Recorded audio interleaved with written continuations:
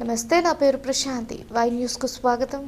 మన కోసం, మన రైతన్న కోసం రాజకీయాలకు సంబంధం లేకుండా మాజీ ఆర్థిక మంత్రి యనమల రామకృష్ణుడు, ప్రభుత్వ విప్ శ్రీమతి యనమల దివ్య సంకల్పించిన వరుణయాగో ఏర్పాట్లు చకచకా జరుగుతున్నాయి. ఖరీఫ్నుకు అదును తొలకరి చాటుతున్నా తొలకరి పలకరించలేదు. దట్టమైన మబ్బులు ఆకాశంలో మేఘావృతం అవుతున్నాయి, కానీ చినుకు రావడం లేదు. ఈ వర్షాభావానికంతా ఎలీనో మహమ్మారి కారణభూతం. ఋతుపవనాల జాడ ఎండమావయ్యింది. వర్షాభావం కారణంగా నియోజకవర్గంలో క్షామ పరిస్థితులు నెలకొన్నాయి. నలుదిశలా జలాశయాలు ఉన్నప్పటికీ జలాశయాల నీటి మట్టాలు అడుగంటే ఉన్నాయి. ఈ పరిస్థితుల నేపథ్యంలో ఈ ఏడాది వ్యవసాయం దైవాధీనమే, భారమంతా భగవంతుడిదే. అందుచేతనే వరుణుడు కటాక్షం కొరకు మాజీ ఆర్థిక మంత్రి యనమల రామకృష్ణుడు, ప్రభుత్వ విప్ యనమల దివ్య యాగాదులు జరిపించేందుకు సన్నద్ధమయ్యారు.